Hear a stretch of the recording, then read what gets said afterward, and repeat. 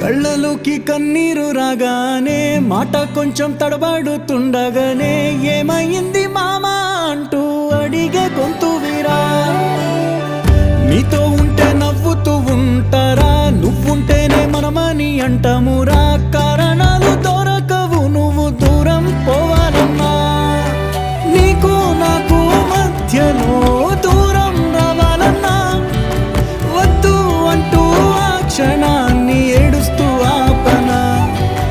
గమ్యం చేరే పయనాన్ని స్నేహం ఆపుతుందా.